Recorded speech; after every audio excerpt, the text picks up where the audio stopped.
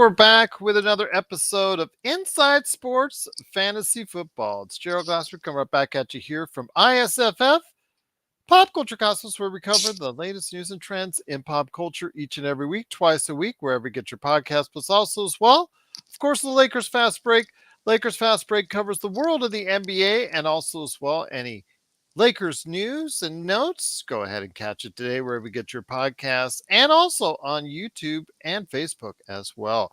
Plus, of course, the Domination Sports Nation. You need the leg up in the sports world? Go ahead and check out the Domination Sports Nation today, wherever you get your podcast. I will tell you what, though, it is great to be here. NFL Week 18. It's just so enjoyable. I am basking in the glow, as I said on Lakers Fast Break for several days now. I am the champion. I am the champion. The Queen song, all right, of the world and all that. Because I took the advice of many a colleague of mine, and I took notes myself. That's outside of one mistake I made, as I talked about on the show. But I managed to go ahead and overcome it all the way to a fantasy football league championship. Most of the leagues out there, most of the leagues are done for the year, but there are some in the final weeks having their last moment of glory, the ultimate championship game. So we're going to go ahead and give some final tidbits. Plus, you can also reference last week's show. Go ahead and check that out as well, because we have some great notes for you for your fantasy football league final if you're having it. But if you are already done with your league, you're already planning for next year. So we'll go ahead and talk a little bit about that as well. Plus, of course, our week 18 picks as we get closer and closer to the NFL playoffs, which we will have our thoughts on over the course of the next couple weeks. And of course, our Super Bowl episode as well. But also here today is a good man indeed. He is one of the two great guys behind the Domination Sports Nation. It is Chris Sardieri. Chris, great to have you back, my friend. Thank you for coming back on. Wishing you a happy new year to you and your family. Glad you're feeling better. Hoping we can get on Joe Soro and Magic Man Sean Grice here in a bit. But until they come on, it's great to have you here, my friend. Hoping you have a prosperous 2024 in fantasy football and otherwise as well. Thanks, Gerald. Happy New Year to you and your family. Great to be back as always. And congrats for winning our league. I know last year you were the runner-up, and unlike the Eagles, you came back and ran the table and got that much-deserved championship. So I got the last playoff spot. I went from, I think I was down like 7th or 8th when I started the season, went all the way up to 1st, went back down to 5th or 6th, snuck in at 4th in the final week. Mm-hmm. And then just got a lucky win last week. And then this weekend, I just blew the door off my finals opponent, and it wasn't even close. I would tell you, I had 3 strong performances, and I know I was asked on the Lakers Fast Break exactly how I did it. I could just say my key to success this year was reliance higher in the draft on quarterbacks. As you know, I preach that a lot. Reliance on wide receivers, having a set good, strong run receivers, and one running back that can get the job done. And Coolbro, who is in the chat now, knows who that running back is. It's none other than Kyron Williams. He scored 3 touchdowns this past weekend. Devontae Adams got 31 points for me, and it was topped off by the comeback player of the year, the guy who may be considered still an NFL MVP in Dak Prescott, my friend. Yeah, I mean, you had a well-rounded team, to say the least, and we have this running joke every late August, early September. What was your Yahoo grade? And I believe yours was a C or a C plus, as was mine. So not bad, a third-place team and a champion. But for selfish reasons, I'm glad you won. Our opponent beat us in the semifinals because Jalen Hurts threw a late, awful pick 6 on Christmas night to Adoree Jackson, and we ended up losing by, I think, like 0.84. 0.8, yes. Yeah, so I'm glad someone knocked off our opponent. Sheer bitterness on my end, but it was looking pretty good though for you and I as a matchup. And yep. would have been a case, it would have gone down to the wire between us because I only outscored you in this finals. You in your semifinals, if you base the scores, I only outscored you this weekend by 10 points, Yeah, so you would have won fair and square, which is much better than losing by less than 1 point. So I think that would which have been I an have easier done pill. before. Yes, Oh, I it I would have have been an lost. easier pill to I've swallow. lost the league by less than a point because I lost in the semifinals for less than a point and had the best point outage the next week out by a large margin. So you can tell I was very frustrated. And that was, I think, 2 seasons ago, if I remember correctly. So yeah, this was retribution for that. So I'm very, very thankful. I was trying to plug in a second running back all year long, could never find the right mix. Finally found enough out of Ezekiel Elliott and Herbert and earlier this season, but I waived him. Now then he's decided to produce after that. Warren out of Pittsburgh gave me just enough points to what I needed at times. So I was really begging really hard for a running back to save me. In the end, I really did need a consistent second running back. And I think it just tells you where we are in the league right now. If you don't need two consistent running backs to win a championship, that tells you where we are, where it's based a lot off of having good wide receivers and a good scoring 20 points a game quarterback in your lineup. Yeah, and in our other league, we lost a championship. It was a blowout, so it was a little bit easier to swallow. Winning some money for second place is always nice, but we picked Tony Pollard at the latter portion of the first round, and I wish we hadn't. He was a guy, you pick him there, and you're forced to play him every week. He was taken out in goal line situations down the stretch, which is frustrating. And frankly, our number two running back, Devin Singletary, who we got off waivers, put up more points, I feel like, in the last month of the season per game. And then on top of that, after week one, and we talked about this in early episodes this season, we got Puka Nakua off of waivers after his really good first game against the excuse me, who did the Rams play week one? I forgot already. But regardless, the Seahawks. And he had a good game, and everyone was like, "Oh, is he only doing well because Cup is out?" Well, we said it on this show: if you don't have Puka, get him now, because even though Cup comes back, I don't think the targets would be diminished. And sure enough, they didn't. He had a huge week in our semifinal game, a Thursday night game against the Saints, and deservedly it was an All-Pro selection this year. So, moral of the story is, maybe you don't take a running back in the first round, and there are guys to be had on waivers, the Singletaries of the world, the Williams, like you named, Puka. So don't think just because you have a C draft in Yahoo that your season's lost. There are guys to be had the first few weeks on waivers. You've just got to be aggressive. Absolutely. And it's not always what you get right off the bat. You got to have some good health, which I did for the most part, as far as it's concerned. Outside, like I said, running back issues I had at the very end, at the latter half of my season. My wide receivers, for the most part, stayed healthy, except for Waddle. Waddle at the end couldn't give me what I needed because he got injured. Chase as well. These were two of my higher up draft choices, which kind of concerned me, but I had enough as far as my middle draft picks in Mike Evans, who had a fantastic season. Kittle gave me enough, and then Devonte Adams, who was my highest pick, finally at the end of the season gave me my first round output as far as giving me in this past weekend. Finally got the job done the way a first round draft pick should.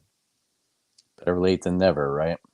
Better late than never. And it's not by through any fault of his own. It's because the Raiders have been a mess, as we've talked about, and they're finally getting a little bit out of it. But yeah, it's been very encouraging to see what's going on with Las Vegas right now. So there you have it. There was our keys to success for the season as far as what we did. Hopefully, you have had a successful season of fantasy football. If you're finally still in the running for a championship with 1 week left, if your league has not finished off and is finishing off this week, it's going to be a little bit different, Chris, because you have some teams starting to already gear up for the playoffs, questions about availability for some players. Then there are some teams that are fighting for a playoff spot. I know we covered a lot on last week's episode, but your thoughts finally to give some advice for people if they are in their championship game. Yeah, if you are big picture, you might want to consider a league that ends in week 17 because we've seen it this year and a lot of previous years.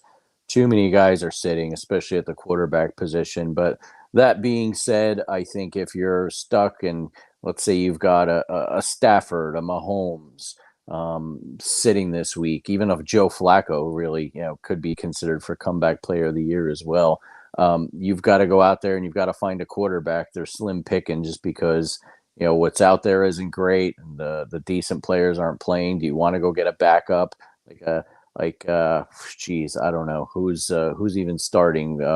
Blaine Gabbert, I think, is it for the Yes, in Chiefs? Kansas City. Yeah, Yep. yeah. I mean, yeah, that's really the bottom of the barrel. If you're lucky on waivers, hopefully there's a Mason Rudolph. The Steelers have a reason to play this Saturday. Maybe you even really want to go deeper. Tyrod Taylor is going to start for the Giants. The Eagles might bail on that game if the Cowboys are winning at some point. And Taylor's looked halfway decent the last few weeks, and he's probably auditioning for another backup quarterback job somewhere else in the league next year. So there's an option there. But yeah, you've got to make sure and check. I think pretty much the teams have announced already who's sitting and who will be starting. Look at the Cardinals. Shocked the Eagles last week. Kyler Murray, if you've got him on your team, I'd start him. Not that the Cardinals have anything to play for, but they could definitely play spoilers in a rivalry game against the Seahawks, for instance. And you've got the teams right now around 500, starting with Tampa Bay, Green Bay, Seattle, New Orleans, Minnesota, who are all still vying for a playoff spot. And in the AFC, Pittsburgh, Houston, Indianapolis, Jaguars, and the Buffalo Bills. None of those teams have clinched a playoff spot. So it's very crucial that they put their best foot forward this weekend if they want to go ahead and get the job done and get to the playoffs. Yeah, definitely. And with the Vikings, even, the Lions may end up resting guys too. I think they're probably going to be locked in as a 3 seed. So I know Vikings named Nick Mullins starter today. Not the greatest performer, but I think, like you said, if even they've got a faint shot of winning, they're going to play hard. So I think there's another opportunity for you to start a deep backup quarterback in your league should you need one. Once again, it is Inside Sports Fantasy Football. It is Chris Lardieri from the Chris Lardieri from the Domination Sports Nation, along with me, Gerald Glassford. Thanks so much for listening. Got to go ahead and check out Chris and Dominic Lardieri. Got to go ahead and check those two out wherever you get your podcasts on Domination Sports Nation, and of course me at the Lakers Fast Break, Pop Culture Cosmos, and of course ISFF as well. So when it comes right down to it, for most leagues, they are done. You now talk about what's going on with keeper leagues, but also the playoff leagues. I want to ask about this. I know that the playoff leagues hasn't caught on 100% with a lot of people. I know it's still not anywhere near as popular as the regular season leagues. Some people are usually burned out by this time. I know I'm not usually invested in it because as far as the playoff leagues are concerned, I'm so done with fantasy football as far as just projecting, trying to get guys, researching things of nature. I kind of want to just enjoy the game for what it is. But there are some leagues out there, playoff leagues that are out there that'll be starting to heat themselves up this time next week. Your thoughts on some advice about starting up or joining into a playoff fantasy football league?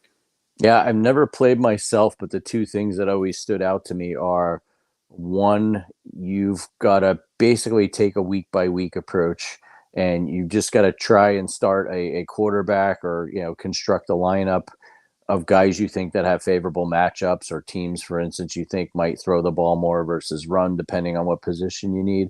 And then two, I feel like the second component is you almost have to forecast, well, if I've got a good quarterback, I want someone who's at least going to advance till the next round. But as we've seen in the NFL, that could be hard to predict. So I almost feel like you've just got to take it 1 week at a time. You can keep an eye on the future. I mean, let's face it, the 49ers and Ravens, they're going to have a bye week. But I mean, if you've got guys on that team in week 2 of the playoffs on either of those teams, I've got to think both of those teams should at least win one round in advance to the conference championship game. So that I think there's some value there. But yeah, I think you just basically got to treat it like a playoff, whether it's quarterfinal, semifinal in the regular season fantasy football, where you're just looking at guys to put up numbers each week and worry about next week, and the chips fall where they may as it comes. How important is it to select the right defense and kicker now that you're essentially in a 1 week off scenario where one bad week and it's out you go? It's crucial. It definitely, I mean, we're blaming Jalen Hurts for an interception in our league in the semifinals, but we had a kicker get hurt and a defense, lose some points late in the game that could have made up the difference. So it's crucial. The problem is forecasting those is really hard. I mean, I looked at rankings, and one of our kickers 1 week put up a one spot, and another week, the following week, put up a whopping 1 point.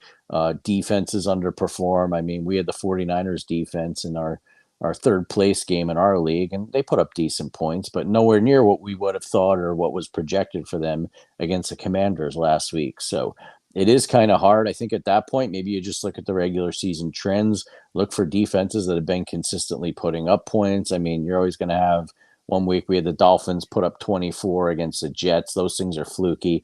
I don't think you'll see a lot of that in the playoffs as the teams are more evenly matched, but I think you've just got to go with quality and hope for the best. It's just so hard to forecast in a 17-week fantasy season. It's just even harder in a playoff league, I'd say.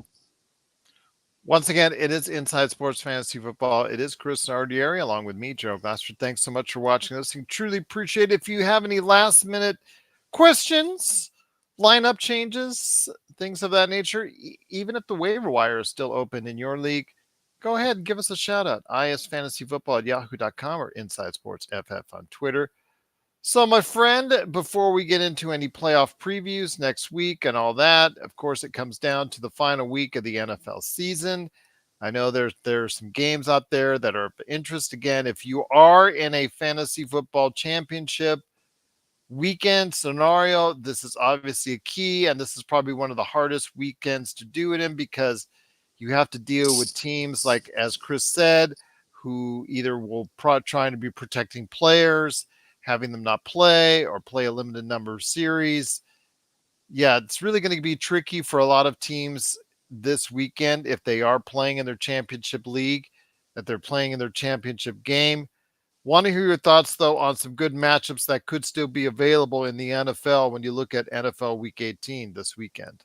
Yeah, right off the bat, Saturday night, I think this Colts Texans game could be a real barn burner. And CJ Stroud, missed some time with a concussion. Looks like he's back up to speed. I know the Colts beat up the Texans in their first matchup this season, but I don't see the Texans rolling over by any means. So I think both of those quarterbacks, if you're looking from a fantasy championship perspective, are worth looking at. And then two, another game where one team really has nothing to play for, but they've got a lot of momentum versus a team that has a shot at the playoffs still. Packers and Bears in the late afternoon window on Sunday. That's a rivalry game to begin with. There's talk that the Bears higher ups are happy with Eberflus and want to keep him as coach and potentially keep Justin Fields and pass on one of the top QBs coming out of college. So I think Fields has something to prove too. He's been playing well the last few weeks. So I think those are two games right there where there's definitely something riding on the line, but you've got both sides of the ball on both teams, players playing well. And let's not forget about Jordan Love, much maligned in the middle of the season. He's really come on as the Packers try and make a wild card push. That he has, but again, with the Bears, Fields, I think is as adequate quarterback. But I'm sorry, if you have the first, or if you end up getting the first draft pick, which and actually a good trade that they made, actually will have, or looks like they will have, I seriously think you cannot pass up on a possible franchise changing quarterback. Absolutely not. Yeah, Sorry, you just I can't do agree, it. especially because if you like Fields and you're going to be in the same situation the Giants were this past offseason with Daniel Jones. You're going to have to pay market rate for a guy that's not an elite quarterback, and you're going to have to tie him up for at least 2 years, depending on how it's structured. So, at the very least, do you reboot? Do you pick a Caleb Williams and pay him rookie scale for, albeit a number one pick, but a lot cheaper than what it would cost to pay going market rate for Daniel Jones type quarterback, which is what I think he's getting about 40 million a year. So there are economics involved, unless they just think Williams isn't the real deal, or if they do like they did last year, like, hey, we got this top pick. We know you want Caleb Williams, Team X. We're going to fleece you, and we're just going to keep building through the draft and stockpile more first round picks or future first round picks. So that's always on the table, especially if there's a team that wants to move up just a couple spots and the Bears think, well, we'll get a receiver, we'll get a tackle, we can live with it. I think another game of interest, especially at the hierarchy and the top of, especially because Buffalo still needs to play its way in, is Miami and Buffalo. I know Miami has already clinched a playoff spot, but they haven't secured which spot yet. And a loss to the Buffalo Bills, and if the numbers work out right, that could end up changing the dynamic of the actual how the playoffs are set.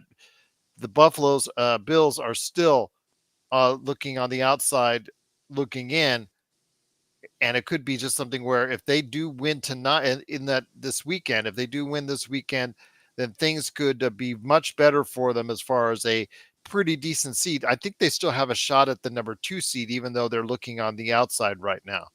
Yeah, definitely. So there's a lot riding on that game. I think if they win, like you said, it's nice to have a home game in round one, and it'd be even nicer as the 2 seed to play the seven, which is going to be a lot weaker team. So yeah, this has all the feeling and just kind of logistically the feel of a playoff game this coming Sunday night. So a lot on the line there, and then the Dolphins, after getting their heads handed to them against the Ravens, they got to show: are we a playoff caliber team, or are we just going to back in with our tail between our legs and wounded?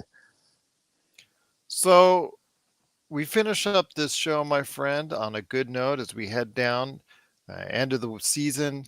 You take a look at the stats, you take a look what's going on, you head out and you want to go ahead and make sure that everything's okay out on the porch. And when you look at over there to your side, you look at the doghouse, still kind of sullen with the weather, kind of still cold outside, but you know what? The dog's still there. The dog still has some love for you because woof woof woof, it's time to head over and give a bone to the doghouse.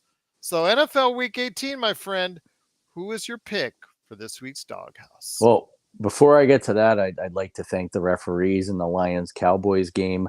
Luckily, did not have any bearing on my pick of Lions getting 6.5, which I felt very confident about. Dan Campbell, you are a bozo. While I don't blame you for the whole reporting of the eligible, ineligible tackle, I lost track at this point. What's what? And it should have counted as a 2-pointer, and they should have gotten the win. Well, the penalty was thrown. It was called. They pushed the Lions back.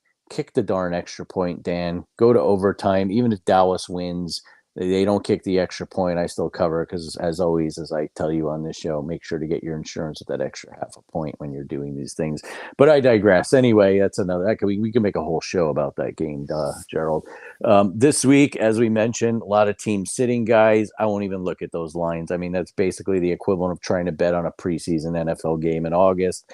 There are a couple of games where there's still one team, like I alluded to earlier, with the Bears that's not in it, another one that's got playoff ramifications. And I settled on my beloved, or not much love this year, New York Giants at home in the Meadowlands, finishing up the season against the Eagles. The Eagles are giving the Giants 5 points.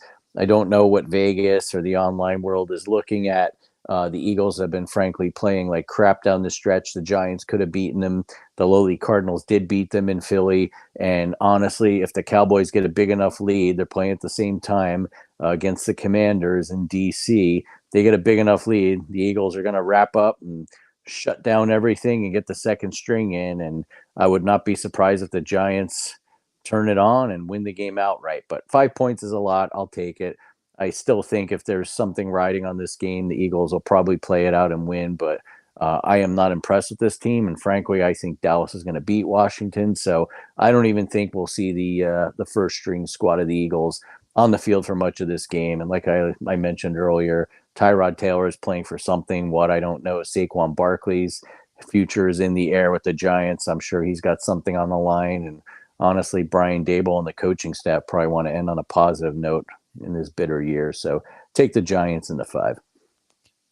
I've got a little bit of a different feel for the Raiders and Broncos. I know that it's right now about 2.5. I think either which way got the Raiders now favored because they're on the hot streak and they've been looking good under Antonio Pierce. But I have a feeling that whatever success that they've had so far with Antonio Pierce might get a little bit upended this weekend in Denver. I know Denver and the whole controversy with Russell Wilson. I know that's been a big issue as of late. Him deciding to be benched because he does not want to take the hit in the contract, and I can't say I blame him because this league is pretty tough, and any money that you can get, you should keep and you should earn. And I think even though he's had statistically a decent season, he's not been able to get that team where I think that they wanted to be with Sean Payton. So they made the call, whether it's Payton or the upper brass. We'll see, but yeah, they are eliminated from the playoffs, even though they're 8-8. They're playing the Raiders 7-9. So I still think, though, that in the final week that they will go ahead with Stidham. I think Jared Stidham is going to be the quarterback for this week, and I think that's good enough to get the job done. He won last week.